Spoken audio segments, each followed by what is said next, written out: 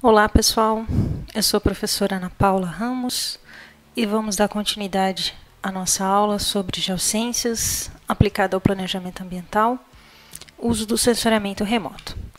Bem, a proposta dessa nossa aula de hoje é conversar um pouco sobre níveis de aquisição de dados e sistemas sensores. Para isso, eu dividi aqui 5 subseções. Nós vamos entender a diferença de coleta de dados in situ e por sensoriamento remoto, seja no nível orbital, no nível suborbital. Posteriormente, nós vamos falar um pouco dos tipos de sensores, o que são sensores ativos, o que são sensores passivos, quais as possíveis órbitas para esses sensores, esses sistemas satélites, né? Indo um pouquinho mais adiante, nós vamos trabalhar as características de imagens digitais, ou seja, uma das primeiras questões quando nós vamos trabalhar com imagens de sensoriamento remoto é compreender o que é resolução temporal, o que é resolução espacial, o que é resolução radiométrica, espectral. Então, são características muito importantes para as imagens digitais. E, por fim, fechar a aula mostrando para vocês alguns sistemas de satélite disponíveis atualmente, tá?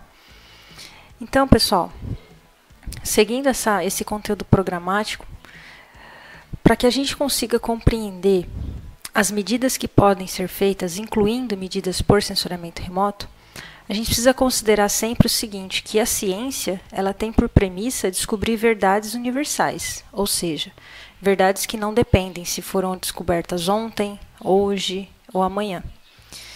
Então, os cientistas, para eles identificarem essas verdades que eles chamam de universais, eles usam por meio de observações e medições. Então, eles se recorrem a esse processo de medições, de observações, para tentar verificar essas verdades. E essas medições, essas observações, são feitas basicamente sobre 3 elementos, vamos chamar assim.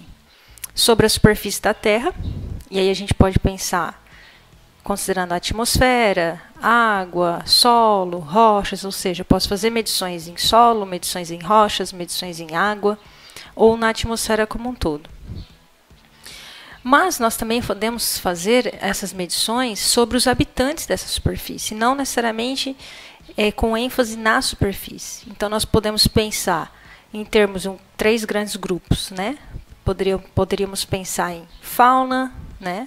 Em flora, e em pessoas, em seres humanos, tá? Então, eu posso pensar nessas medições sobre a superfície diretamente, sobre os habitantes dessa superfície, ou sobre processos que acontecem nessa superfície. Exemplos de processos, a gente pode citar aqui erosão, nem no solo, desflorestamento ou desmatamento, crescimento urbano. Isso são processos que acontecem na superfície e que podem ser observados e que podem ser medidos, por exemplo, a partir de medidas de sensoriamento remoto. Então, por que a ciência visa esse processo de descobrir, de identificar essas verdades universais, seja por observações na superfície, ou em quem habita essa superfície, ou o que acontece nessa superfície? É justamente porque todo esse conhecimento ele vem como uma forma de melhorar a qualidade de vida humana, né? Melhorar a qualidade de vida dos seres que aqui habitam e, em contrapartida, também proteger o meio ambiente. Então, nós temos aí essas três grandes vertentes que a ciência busca analisar. Bem, entrando um pouquinho mais no contexto do sensoriamento, eu posso pensar que essas observações, seja na superfície, seja nos habitantes dessa superfície, ou mesmo em processos que nela ocorrem, elas podem ser realizadas basicamente por 2 grandes grupos. Ou medidas diretamente em campo, que a gente chama in situ, ou feitas a uma distância remota do alvo, tá? Lembrando que muitas das vezes que nós trabalhamos com sensoriamento remoto, ou seja, imagens orbitais ou imagens obtidas por aviões ou por veículos aéreos não tripulados, esses dados, eles, via de regra, eles são validados, eles são calibrados, digamos assim, usando dados que nós chamamos de referência. E esses dados de referência, por sua vez, são coletados por medidas in situ. Tá? Então, o que eu quero dizer com isso? Muitas vezes, as medidas in situ, elas dão suporte às medidas que eu coleto remotamente. Tá? Então, aqui a gente tem 3 ilustrações básicas, né? Por exemplo, aqui na esquerda, né? Uma pessoa fazendo uma medida de área foliar, índice de área foliar, usando um septômetro, né?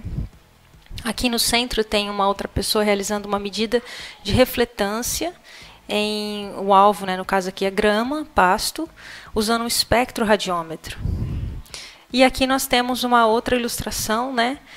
Uma medida também de refletância, mas agora em uma cultura aqui, no caso citros, usando também o espectroradiômetro. Então, essas são medidas consideradas aí in situ, né, que dão para nós referência, dados de referência para trabalhar com medidas coletadas por sensoramento remoto.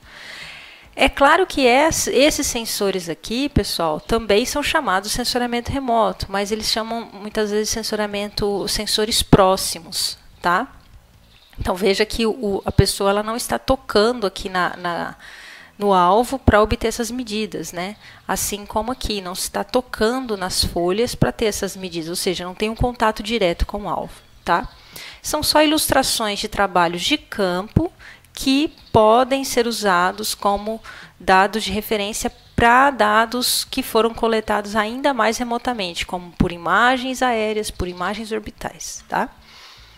Bem, quando a gente fala em sensoriamento remoto, ou seja, adquirir informações sobre um alvo de interesse à distância, quem faz esse processo de aquisição dos dados são os dispositivos que não estão em contato direto com esse alvo. E esses dispositivos é o que a gente chama de sistemas sensores. Por que sistemas sensores? Porque eles não são uma peça única. Por exemplo, quando a gente pensa em um satélite, via de regra ele leva mais de um sensor, né? E tem vários componentes que constituem esse sistema sensor. Então, são esses sensores que eles são responsáveis por registrar a radiação eletromagnética que é proveniente do alvo, por exemplo, grama, água, solo, área urbana. E essa radiação, essa energia, ela é convertida em um sinal que, posteriormente, ele pode ser apresentado na forma de imagem, que é o mais tradicional aí. Então, aqui a gente tem uma imagem do satélite Sibers 4A do ano de 2020, que sofreu um processo de pan-sharping, ou seja, uma fusão de bandas espectrais e pancromática, de uma localização em Minas Gerais chamado Campo Florido. Então, uma saída, ou seja, um produto, ou melhor, um dado que se pode obter com o sensoramento remoto são imagens, mas eles não são únicos, tá? Nós podemos, por exemplo, obter gráficos. Então, aqui a gente tem no eixo X os comprimentos de onda em nanômetros e no eixo Y a porcentagem de refletância. E essa curva aqui, em verde, ela representa a assinatura espectral do alvo grama que foi coletada in situ por um espectroradiômetro. Então, no caso, seria essa coleta aqui, ó. Tá? Então, quando eu tenho esse aparelho aqui, que ele tem um sistema sensor aqui que é capaz de registrar a radiação eletromagnética, que nesse caso é proveniente do Sol, e interage com o meu alvo, que no caso aqui é a grama, o que o aparelho me retorna é uma curva. Tá? Isso nós chamamos de curva espectral no caso do alvo grama. Então, é basicamente como que essa energia, esse alvo responde em diferentes comprimentos de onda, olha aqui, ó, em termos de radiação eletromagnética. Tá? Então, eu tenho aqui uma alta resposta, uma alta refletância em torno aí do 900 ao 1400 nanômetros, e em contrapartida, na região aqui do azul, em torno de 400, 450, eu já tenho uma menor resposta. Tá? Isso aqui a gente vai ver com mais clareza na aula de comportamento espectral. Mas esse slide, pessoal, é só para realçar que dados provenientes dos sistemas sensores não são necessariamente só imagens. Podem ser gráficos, ou seja, podem ser curvas espectrais também. Tá? Bem, quando nós pensamos nos sistemas sensores, como nós consideramos sensoriamento remoto, ou seja, a obtenção da informação do dado à distância, qual seria essa distância, né? Então aqui a gente tem que esses sistemas sensores, eles podem estar embarcados em diferentes plataformas, ou seja, as estruturas que carregam, né, todos esses equipamentos para obter esses dados remotamente. Então essa plataforma ela pode ser do tipo orbital, e aí nós temos o que nós chamamos de satélites artificiais. Nós poderemos ter a plataforma do tipo suborbital, então nesse caso são os aviões, os helicópteros, os drones, tá? Ou os veículos aéreos não tripulados, né? Que o correto é VANT, o nome. E nós temos também os dados de campo, ou seja, o sensor próximo que nós chamamos, tá? Que é no caso aqui um indivíduo com bastão que tem aqui um sensor que está registrando a radiação eletromagnética, tá? Que seria exatamente essa ideia aqui, ó, essa ideia ou essa aqui, tá? Então nós temos aqui dados de campo obtidos por sensoramento remoto. Mas nós podemos ter dados obtidos no nível suborbital, então nesse caso seriam os VANTs, os aviões, os helicópteros, os balões, e a nível orbital, que seriam os satélites, tá? Então, quando nós pensamos em plataforma orbital, nós estamos pensando no nível espacial, quer dizer, os satélites artificiais estão na atmosfera, tá? Quando eu falo isso, eu quero me referir a que eles estão a centenas, milhares de quilômetros de altura da Terra, ou altitude, né? Então, quem leva esses satélites até o espaço são os foguetes. Então, aqui tem um vídeo, que depois eu aconselho vocês a acessarem, que mostra um vídeo curtinho, de 3 minutos, que mostra esse processo de lançamento e entrega, digamos assim, do satélite no espaço, tá? E aí esses satélites eles são programados para seguir uma órbita, ou seja, eles têm um percurso a percorrer ao longo da Terra, tá? No nível suborbital, aquilo que eu estava comentando, hoje nós temos várias opções, né? Então seriam os aviões, os helicópteros e os mais populares VANTs. Então quando nós falamos em nível suborbital, nós estamos nos referindo a em torno aí de 10 metros até 10 quilômetros, tá? Então, algo muito usado hoje em dia é embarcar, né, câmeras em drones, principalmente no contexto de monitoramento ambiental, agricultura de precisão, porque são equipamentos relativamente baratos, que vai nos dar um alto detalhamento da área em estudo e tem para diversas aplicações. Bem, esses sensores, né, sejam eles, aqui pensando no nível mais orbital, tá, pessoal? Eles são basicamente de dois tipos. O que nós chamamos de sensores passivos e o que nós chamamos de sensores ativos. A palavra passivo e ativo aqui faz menção à fonte de radiação eletromagnética, tá? Então, o sensor passivo, ele depende de uma fonte de radiação eletromagnética para conseguir captar essa energia. Em outras palavras, o que eu quero dizer? São sensores em que são capazes de registrar a radiação que é refletida ou emitida pela Terra. Então, no caso, a fonte usada aqui é o Sol. Então, o Sol emite radiação eletromagnética, essa radiação interage com a superfície e o sensor que está num sistema satélite é capaz de registrar essa radiação. Sensores passivos, eles operam basicamente em duas grandes faixas do espectro eletromagnético. Aquela que nós chamamos de faixa do espectro visível, que são as luzes azul, verde e vermelho, e a faixa do infravermelho, que por sua vez é subdividida em infravermelho próximo, médio e distante ou termal. Então, qual que é a vantagem de se trabalhar com sensores passivos? São sensores que nos dão imagens similares ao que os nossos olhos humanos estão acostumados a enxergar. Então, elas são fáceis de interpretar. A desvantagem desse tipo de sensor é que ele depende das condições do clima. Então, imagine que você tem uma área que vai ser imagiada e naquele dia o tempo está nublado, naquele dia está com chuva. Então, o sensor ele não vai conseguir registrar a radiação que vem do alvo. Ele vai, na realidade, registrar a radiação das nuvens.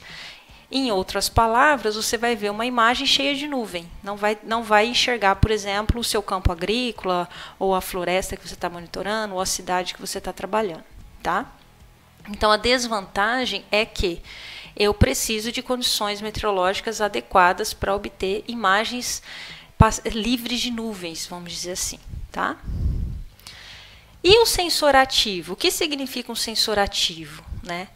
O sensor ativo, ele é capaz de produzir, ou seja, ele carrega sistemas que produzem, que geram a radiação eletromagnética.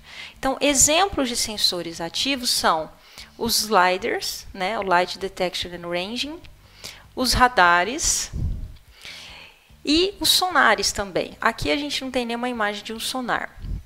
Mas qual que é o princípio básico? Dentro desses sistemas, né, sensores, esses satélites, digamos assim, o que eles têm? Eles têm sistemas que geram a radiação eletromagnética e emitem essa radiação. Então, essa radiação ela se propaga pela atmosfera, interage com o alvo e volta. Nesse caso, o que o sensor registra, gente, é o tempo de retorno, né, na realidade, ida e volta da radiação. Então, com isso, se extraem medidas como distâncias, alturas, etc. Esses sistemas, eles só operam na faixa do micro-ondas. E a principal desvantagem é que quando você pega, por exemplo, uma imagem de radar, você não consegue extrair informações tão intuitivamente quanto imagens multiespectrais, tá? Imagens ópticas. Você tem que ter todo um treinamento específico, ela tem todo um tratamento, tá? Não que as imagens ópticas não requeiram tratamento, mas quando eu falo tratamento é no sentido de você conseguir interpretar a imagem, tá? Mas, por outro lado, qual é a vantagem de se trabalhar com esse tipo de sensor? É que eles não dependem das condições climáticas. Então, aqui tem uma alusão feita a um radar andando aí num dia bastante sol, né? Um dia bastante limpo, digamos assim, atmosfera limpa. E aqui a gente já tem um dia, uma situação noturna. Então, eles operam independentemente da luz do sol, porque ele tem a própria fonte de radiação. E isso faz com que ele também não sofra intempéries, como, por exemplo, nuvens aqui. Tá? Então, a radiação que ele emite é capaz, digamos assim, de perfurar esses objetos. Então, para regiões em que você tem muita neblina, que você tem muitos problemas com nuvens ao longo do ano, é uma opção bastante interessante. Tá?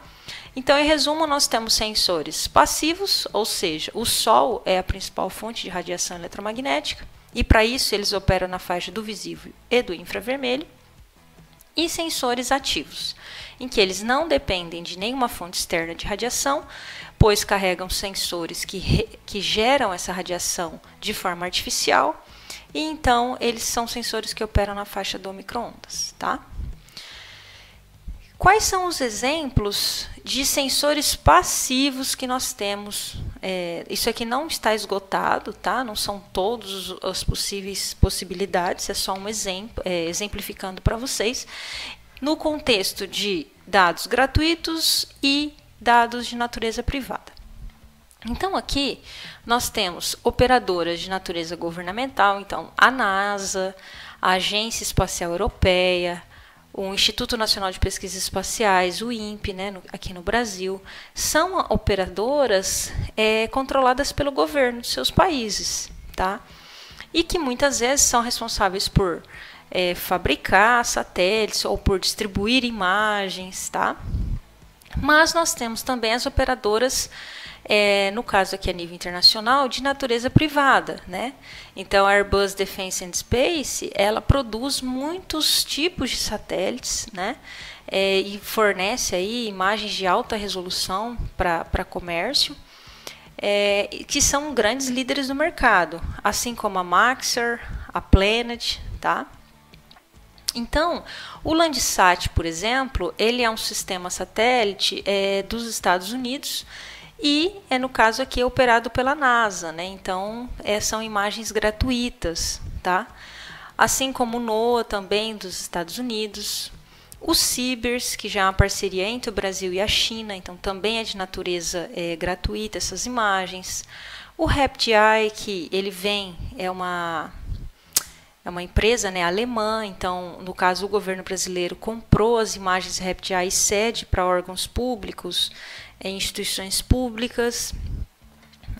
O Sentinel, que é da Agência Espacial Europeia, imagens muito boas, muito utilizadas. Então, essas aqui destacadas, elas são de natureza gratuitas, tá? Mas há também opções, né, de imagens privadas, como o Iconos, Geekbird, Huawei, tá?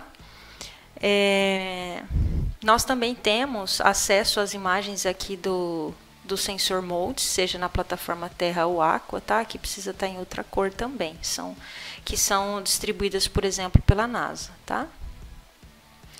Então, os satélites, eles são classificados, os sistemas sensores, melhor dizendo, eles são classificados em passivos e ativos. E o satélite, ou seja, a plataforma que leva esses sensores, esses sistemas sensores, eles têm basicamente dois tipos de órbita. É o que nós chamamos de satélites polares e satélites geoestacionários. O que seria um satélite polar?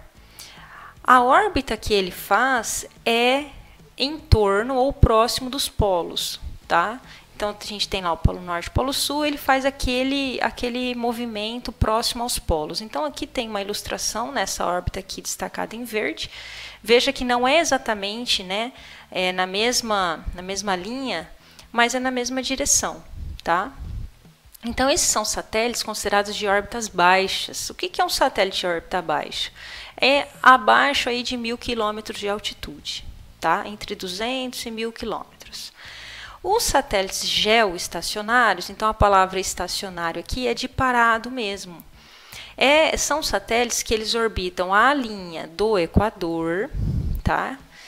E na mesma velocidade e sentido de rotação da Terra. Isso faz com que dá a impressão de que esse satélite ele está parado, por isso que chama geoestacionário, tá? E são satélites, por exemplo, usados para fins de comunicação, como o GNSS, né, o posicionamento global, ou satélites meteorológicos, tá? E a órbita deles, para eles serem considerados geoestacionários, eles precisam estar em altas altitudes, em torno aí de 35.000 quilômetros de altitude, tá? Então, por exemplo, 35 vezes a mais do que as órbitas dos satélites polares, tá?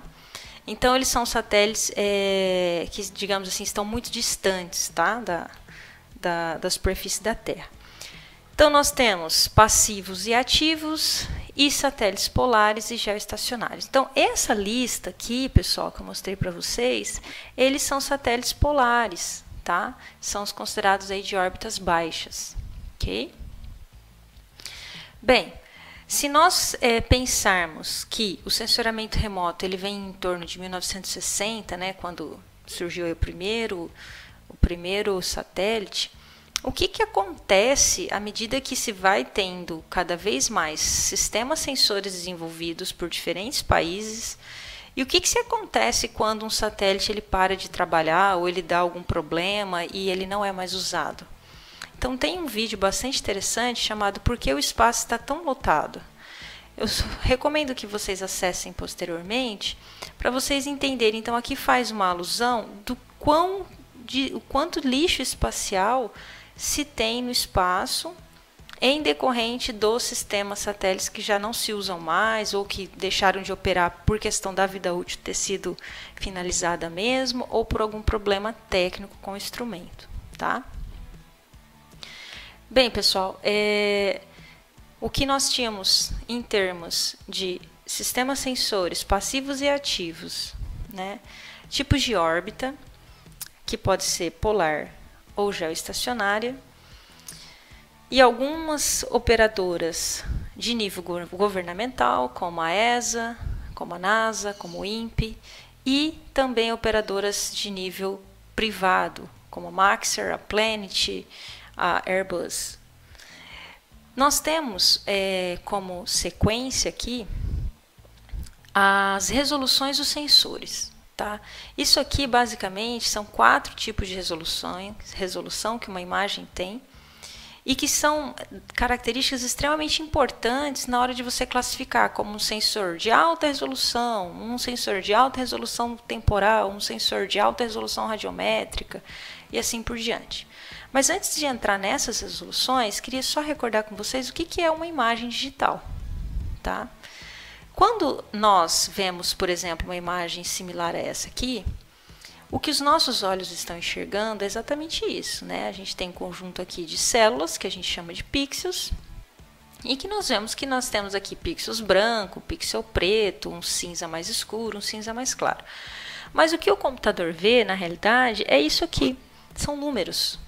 Então, numa escala de 0 a 255, o 0 vai ser preto, então olha aqui, ó. Eu tenho aqui 0, né, que corresponde ao preto. 255 vai ser o branco, aqui, por exemplo. E que tudo que for entre esse 0 e 255 é o que nós chamamos de tons de cinza. Então, por exemplo, aqui eu tenho um cinza mais claro, nesse caso vale 100. Aqui eu tenho um cinza mais escuro, nesse caso vale 50. Então, esses números, esses atributos que esses pixels possuem, é o que nós chamamos de número digital. Tá? E esse número digital é exatamente a intensidade de radiação eletromagnética que o sensor registrou naquela área. Então, todo pixel ele tem uma coordenada e um atributo. A coordenada é literalmente a posição geográfica, né, em que esse meu pixel está recobrindo uma área de 1 metro quadrado, de 10 centímetros quadrados, de 30 metros. Qual é a grandeza em termos de espacial que esse pixel está recobrindo no terreno.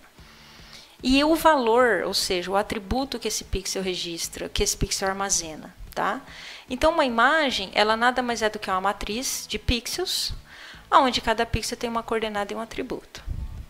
E esse atributo se refere à intensidade de radiação registrada pelo sensor naquela região, naquele local. Quanto menor o pixel de uma imagem, mais detalhes aquela imagem possui. Tá? Então, a gente vai ver isso aqui na prática. Então, uma definição, né, lá do Jensen para a resolução espacial é exatamente a relação com o tamanho do pixel.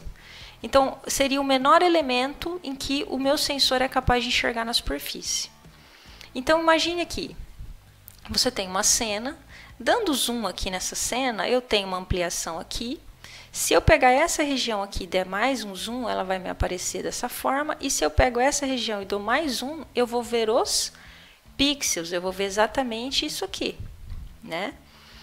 E se eu pego uma ferramenta de medição aqui e calculo essa largura e esse comprimento e essa altura desse pixel, eu vou ver que ele tem 30 metros nesse meu exemplo aqui de uma imagem Landsat. Mas se, por exemplo, eu trabalhar com uma imagem Planet, eu vou ver que ele tem 3 metros. Se eu trabalhar com uma imagem Sentinel, eu vou ver que ela tem 10 metros. Tá? Então, dependendo do sensor que a gente está usando.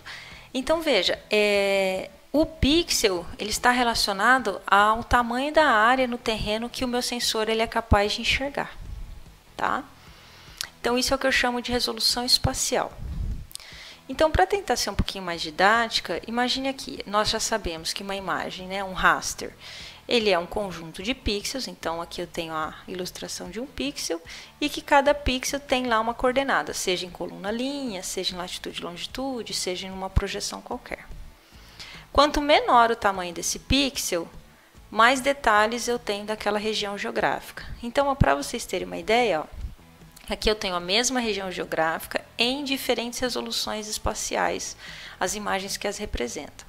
Então, aqui eu tenho uma imagem que cada pixel, ou seja, cada quadradinho desse aqui, ó, tem 50 centímetros por 50 centímetros. Aqui eu tenho a mesma área, mas agora cada pixel tem 1 metro. Então, se eu medisse lá, daria 1 metro por 1 metro. Aqui, 2,5 por 2,5, 5 metros, 10 metros, 20 metros, 40 metros, 80 metros. Então, veja que numa imagem de 50 centímetros, eu vejo nitidamente aqui essa região. Mas essa mesma região, numa imagem de 20 metros, eu não consigo distinguir nada. Algumas coisas eu consigo separar aqui com uma de 10 metros, mas absolutamente nada em 80 ou 40 metros. Ou seja, aqui eu digo que eu tenho uma imagem de uma resolução espacial de meio metro, de 1 metro, 2,5 metros, 5 metros, 10 metros e assim por diante, tá? Então, pessoal, a resolução espacial ela pode ser caracterizada como alta, média e baixa, vamos pensar assim, tá? Então, para vocês terem uma ideia, eu coloquei aqui alguns exemplos. Aqui uma região geográfica no sul da África, Zimbábue. Em abril de 2005, nós tínhamos essa situação, e em junho do mesmo ano houve uma desapropriação, uma demolição, na realidade, desse espaço que foi invadido aqui, possivelmente por favelas, tá? Então, essas duas imagens, elas são do satélite QuickBird, em que o pixel tem 61 centímetros. Então, é muito similar a uma imagem dessa aqui, ó. Tá? Aqui o pixel é 50 centímetros. Então, eu tenho alta resolução espacial. Aqui uma imagem também de alta, mas considerando um pixel aí de 1 metro. Aqui nós temos a região das Torres Gêmeas, né? Antes e após o ataque de 11 de setembro de 2001. Então, eu consigo nitidamente ver até os carros nas ruas, numa imagem com essa resolução. Tá vendo aqui, ó? Aqui nós temos também uma imagem de alta resolução, mas o pixel já de 3 metros. Então, vocês poderiam se questionar, Ana, até com que valor eu posso considerar uma imagem de alta resolução? Né? Que valor do pixel? Olha, acredito que até 3 metros considerado de alta resolução. Tá? Algumas imagens, como a Rapid Eye, que tem 5 metros de resolução, são consideradas também de alta resolução, mas aí depende muito do contexto, né? Para a área urbana já seria uma imagem com um pouco mais de limitação. Para um contexto mais rural, poderia ser considerada uma imagem de alta resolução espacial. Tá? Então, aqui a gente tem Presidente Prudente em 2016, em setembro, e a mesma local, né, em setembro, mas do ano de 2020, ou seja, 4 anos depois. Então, imagens com alta resolução, principalmente de diferentes datas, nos dá bastante informação para entender mudanças que ocorrem naquelas regiões, né?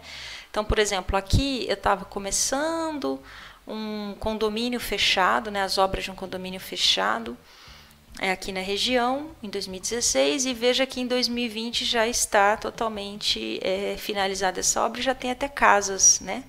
Já tem edificações construídas nesse condomínio, tá? Então, uma coisa bastante interessante. Aqui também um outro condomínio, ó. Aqui tínhamos poucas casas, né? Aqui a gente já tem bem mais, um povoamento maior, e assim sucessivamente, tá? Essas imagens são imagens do PlanetScope, tá? Dos nanosatélites, que a gente vai falar um pouquinho adiante. Bem, uma outra forma, né, de caracterizar a resolução espacial é uma resolução média. Então, são imagens, por exemplo, Landsat, Sentinel, CIBER, são imagens que têm aí uma resolução de 10 metros, 8 metros, 30 metros, tá? Então, aqui a gente tem uma imagem do satélite Landsat 8, também para a região de Presidente Prudente, 24 de agosto de 2020. Então, repara que essa região aqui, ó, que eu vejo claramente numa imagem de 3 metros de resolução espacial, eu já tenho bastante dificuldade de discriminação aqui. Tá? Aqui no máximo que eu conseguiria ver é a amplitude aqui desse condomínio. Mas aqui eu já tenho um nível até de divisão das vias, aqui das quadras do condomínio. Tá?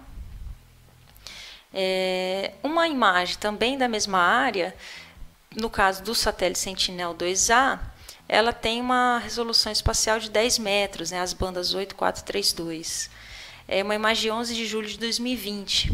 Então, veja que nós já temos também um maior nível de detalhe, né, pensando na mesma área que a gente estava comparando aqui, ó, né, ela já me permite aí ter uma resolução melhor, né.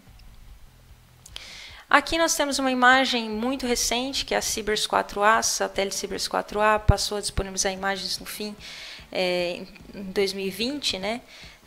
Estava programado lá pelo INPE, né? Uma parceria entre o INPE e a China. Então, o CIBERS 4A vem com uma proposta de entregar imagens com 8 metros de resolução nas bandas multiespectrais, mas se a gente fizer uma pan-sharping, que eu mostrei para vocês lá no início, nós conseguimos imagens multiespectrais com uma resolução de 2 metros. Tá? Essa é uma imagem de 30 de julho de 2020, também da área aqui de Presidente Prudente. Então, veja que você já consegue identificar também bastante edificações, né, diferentes, tipos de telhado, nessa região aqui que a gente está pegando como exemplo, que é um condomínio aqui da cidade. Ok, pessoal? Bem, e nós temos imagens que nós chamamos de baixa resolução. Aqui nós temos o satélite Aqua, que nesse satélite ele é embarcado o sensor MODES. Então, o sensor MODES ele opera com imagem de 250 metros de resolução, de 500 metros e 1 quilômetro.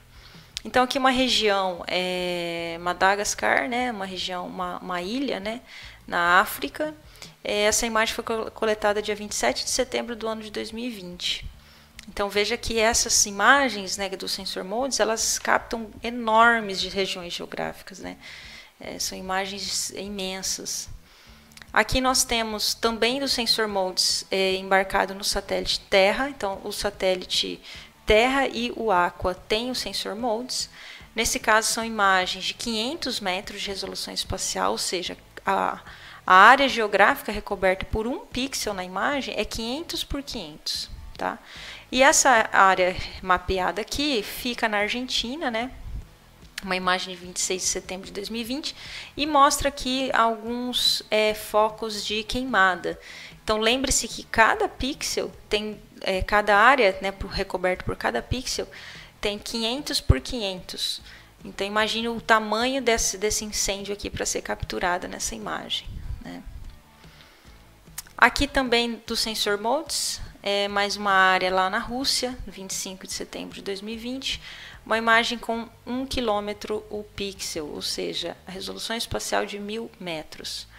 Então, são imagens, pessoal, para trabalhos em escalas globais, tá? Ou nacionais. São imagens utilizadas aí para quando você tem interesse em trabalhar com grandes áreas geográficas. Bem, então, se a resolução espacial está relacionada ao tamanho do pixel da minha imagem, o que seria a resolução radiométrica, né?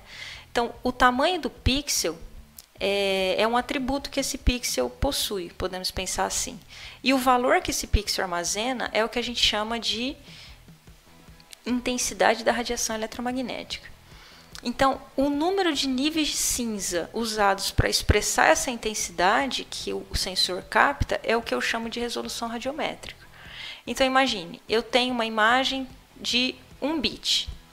1 bit significa que ou o meu pixel vai ser representado por 0, que seria preto, ou por branco, que seria 1. Se eu tenho uma imagem de 2 bits, significa que eu tenho duas possibilidades. Então, 2 elevado a 2, 4. Então, pode ser 0, que é preto, branco, que é 1, ou 2 tons de cinza. Se eu tenho uma imagem de 4 bits, eu tenho 2 elevado a 4, então eu tenho 16 possibilidades, sendo 0 preto e 16 o branco. Então, os intervalos seriam os tons de cinza. Se eu tenho uma imagem de 8 bits, 2 elevado a 8, 256 tons de cinza. Então, veja aqui, ó. A olho nu, eu já começo a ter dificuldade de separar, por exemplo, uma imagem de 8 bits de uma imagem de 11 bits. Mas o computador não tem essa dificuldade. Então, quanto mais bits eu tenho para representar a minha radiação eletromagnética, maior resolução radiométrica a minha imagem possui, tá? Então, veja, o satélite Landsat, por exemplo, o Landsat 8, são imagens de 16 bits. O que é uma imagem de 16 bits? É 2 elevado a 16, que vai dar 65.535 tons de cinzas diferentes para representar a minha área geográfica, ou o pixel, tá? Então, para cada pixel eu tenho essa possibilidade de tons de cinza. As imagens Sibers 4A, no caso do sensor WPM, são imagens de 10 bits. O que é uma imagem de 10 bits? É 2 elevado a 10, tá? As imagens Sentinel do sensor MSI são imagens de 11 bits, ou seja, 2 elevado a 11, 2048 tons de cinza. Então, quanto maior o número de níveis de cinza que eu tenho que o sensor é capaz de registrar, eu digo que maior é a resolução radiométrica desse sensor. Na prática, o que isso acontece? Aqui eu tenho uma imagem de 1 bit, ou seja, duas possibilidades. Ou é 0, que é preto, ou é 1, que é branco. Então, veja, toda a minha cena ela só vai ser representada por preto ou branco, não tem tons de cinza. Agora, quando eu olho uma imagem de 8 bits, que é, por exemplo, a série do satélite Landsat até a família do número 7, eu tenho regiões que variam os tons de cinza, variam de quanto a quanto? De 0 a 255, ou 256 tons de cinza. Então, veja que quanto mais bits eu tenho para representar a radiação eletromagnética, mais detalhes visualmente falando, em termos de discriminação de tons de cinza, eu consigo. Tá? Para os nossos olhos, uma imagem de 8 bits, ela é, digamos, o máximo de diferenciação que a gente consegue ver. Claro, há treinamento para se identificar mais tons, tá? Mas, para vocês terem uma ideia, o olho humano ele é capaz de segmentar facilmente até 6 tons de cinza.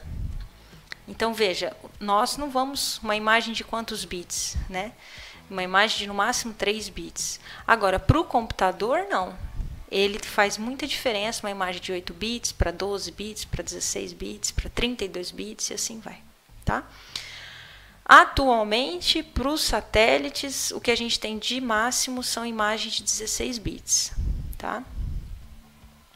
A resolução temporal ela é a mais intuitiva, digamos assim, para a gente entender. Seria basicamente o tempo que um satélite demora para passar pela mesma posição geográfica. Então, qual é o tempo de revisita daquele satélite naquela determinada área geográfica? Então, aqui, por exemplo, eu tenho, imagine que o satélite passou nesse ponto do espaço dia 1º de junho de 2013, depois ele passa de novo dia 17 de junho de 2013, depois em 3 de julho de 2013, depois em 20 de julho de 2013. Quer dizer, a cada 16 dias eu tenho uma passagem do satélite naquela área. Então, eu tenho uma resolução temporal de 16 dias. Então, por exemplo, o satélite Landsat, a série Landsat, tem uma resolução temporal de 16 dias. O satélite Sibers 4A, 31 dias, as câmeras MUX e WPM. O satélite Sentinel-2, 5 dias. O satélite REPT-I, 5 dias também. Planet, né, os nanosatélites do PlanetScope, 1 dia. Quer dizer, todo dia tem uma imagem daquela área geográfica. Tá? Uma revisita diária. Ana, para que é interessante eu pensar na resolução temporal de uma imagem? Principalmente para detecção de mudança, né? Então, aqui a gente tem um lugar lá no Uzbequistão, né? Em 1981, aqui uma imagem do Landsat 1, e essa mesma área geográfica em 2009. Então, olha o que aconteceu nessa região geográfica. Então, para trabalhar com detecção de mudança, que é uma aplicação fortíssima dos dados de sensoramento remoto, a resolução temporal é extremamente importante. Tá? E, por fim, o que seria a resolução espectral? Né? Nada mais do que quantas regiões do espectro e qual o intervalo dessas regiões, qual a amplitude desses intervalos que o meu sensor é capaz de registrar. Tá? Então, para representar, imagine aqui, eu chamo de regiões espectrais ou bandas ou canais. Então, eu tenho aqui banda 1, 2, 3, 4, 5, 6 e 7. Então, eu digo que esse sistema satélite aqui, ele registra 7 bandas espectrais. E cada banda espectral, reparem que ela pode ter uma largura diferente, um intervalo diferente.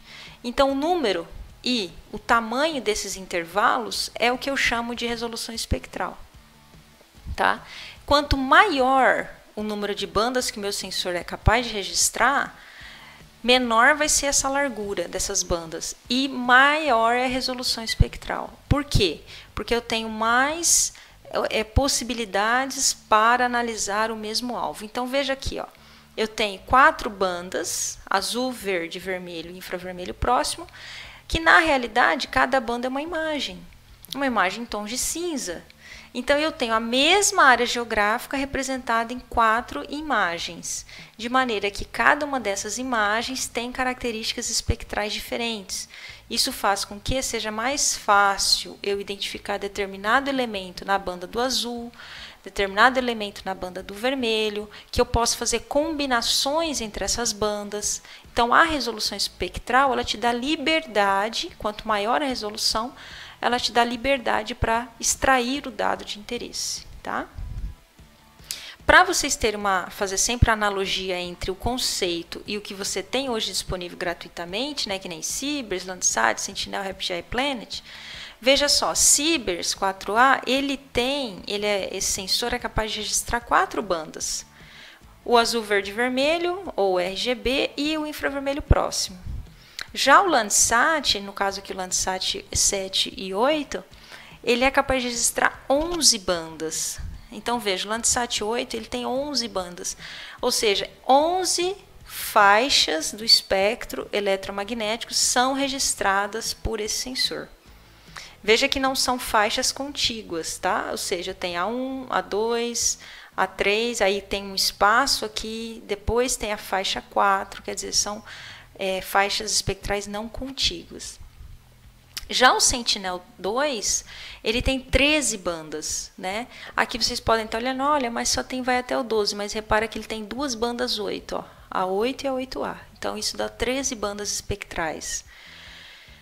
Os satélites Planet, 4 bandas, como o Sibers também, o RapidEye 5 bandas. Uma banda bastante interessante é essa que nós chamamos de Red Edge, que é a borda do vermelho, né? Então, é uma banda que fica entre o vermelho e o infravermelho próximo.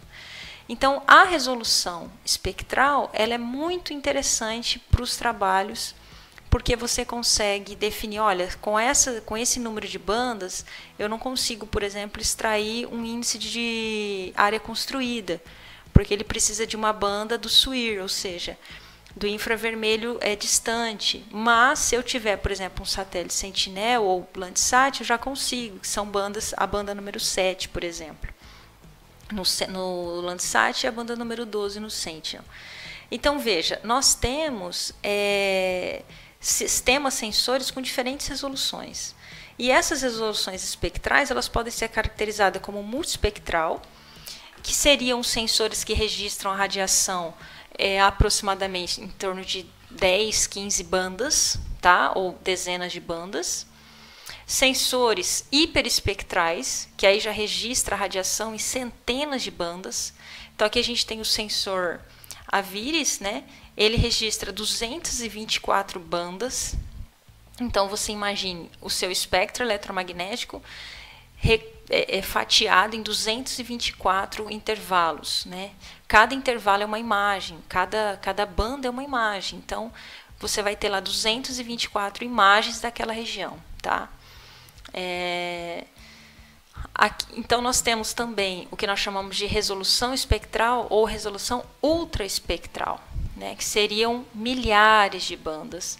Para vocês terem uma ideia, hoje os satélites são a nível, no máximo, hiperespectral. A expectativa é que se tenha aí, pensando no sensoramento remoto, tá, pessoal? Em breve que tenha sistemas ultraespectrais.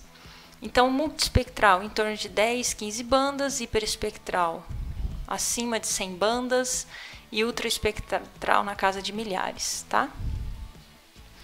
Bem, como forma de atividade para vocês, eu gostaria de deixar a proposta de vocês pesquisarem um pouco mais sobre os 4 principais satélites, digamos assim, que nos permite trabalhar com imagens gratuitas.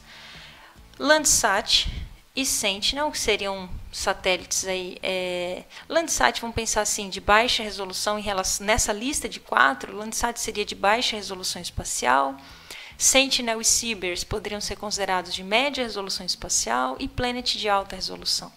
Então, gostaria que vocês fizessem um estudo sobre as principais características, é claro que eu já mostrei algumas coisas aqui, mas que vocês trabalhassem um pouquinho mais. Quantos satélites tem a família Sibers até então? Olha, tem o Sibers 1, Sibers 2, Sibers 3, Sibers 4. Tá, o Sibers 2 tem o Sibers 2B. quantos satélites Landsat nós temos, né? Qual a série nós estamos? Quais as características dessas imagens em termos de resolução espacial, espectral, temporal, radiométrica? E para cada um deles eu gostaria que vocês mostrassem uma aplicação, tá? Que vocês possam usar lá no nosso sistema do Aprender para entregar essa atividade até dezembro e pensando em sintetizar esse estudo em até 10 páginas, ok, pessoal? E fica também a proposta de vocês estarem olhando o programa de queimadas ou melhor dizendo, né, de controle de queimadas dirigido pelo INPE. Então o INPE ele usa imagens MODES, imagens Landsat, imagens CIBERS para fazer esse monitoramento do Brasil, tá? E talvez você esteja se questionando, olha Ana, onde eu baixo essas imagens, né? Será que é onde eu baixo o CIBERS, é onde eu baixo o Sentinel, é o mesmo lugar que eu baixo a Planet? Então fica para vocês o exercício também de você acessar os portais, há vários portais, tá pessoal? Mas esse aqui é um portal que a gente usa bastante, que é o do Earth Explorer, que você consegue, por exemplo, baixar imagens Landsat, imagens MODES, tá?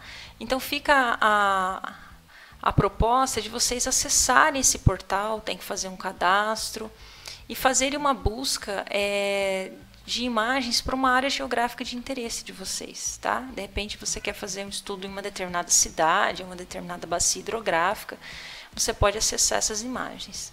Aqui o Earth Explorer a gente usa para trabalhar com as imagens Landsat. O CIBERS 4A, o INPE tem um novo catálogo, então aqui você tem a opção de baixar as imagens CIBERS 4A de diferentes sensores, né, o WPM, o WFI, o MUX, tá? Então é bem intuitivo também. Aqui é uma plataforma que a gente, né, que eu geralmente uso para trabalhar com os dados da Sentinel, que é o GLOVES, tá? Que também é do Serviço Geológico americano, ele que criou essa plataforma, bem intuitiva também, e você vê aqui vários, também pode baixar Landsat, tá vendo aqui, ó? Mas você pode baixar Sentinel, eu acho bem fácil, tá? E as imagens Planet, vocês podem consultar na plataforma planet.com, vocês têm que criar fazer um registro, em todas essas plataformas, na verdade, você tem que ter uma conta, e você consegue acessar. Lembrando que as imagens Planet, elas são disponíveis para fins educativos, né? Então, para pesquisa, elas são liberadas, então você vai precisar lá de um e-mail institucional para conseguir fazer o download dessas cenas, mas você consegue fazer a visualização de áreas normalmente, tá? Então, gente, fica para vocês a proposta dessa aula, que é conhecer um pouco sobre as características do sistema sensores em termos de resoluções, tipos de órbita, plataformas, quais são os portfólios, né, que nós temos opções para baixar essas imagens. Fica o exercício de vocês pesquisarem mais sobre esses satélites, principalmente o Planet, o Sentinel-2, o Landsat, o CIBERS, para que vocês conheçam as possibilidades que tem gratuitamente, né, para trabalhar com os dados de sensoriamento remoto. Lembrando sempre que, muitas das vezes, dependendo do que você quer extrair dessas imagens, você vai precisar de medidas in situ, ou seja, vou precisar de dados, que eu vou chamar de dados de referência, para confrontar, para corrigir essas minhas imagens e ter então aí uma que nós chamamos de uma precisão nas nossas medidas. Ok, pessoal? Então espero que vocês tenham gostado. Por favor, acessem os links, tem 2 vídeos aí para vocês estarem assistindo e até a próxima aula. Um abraço.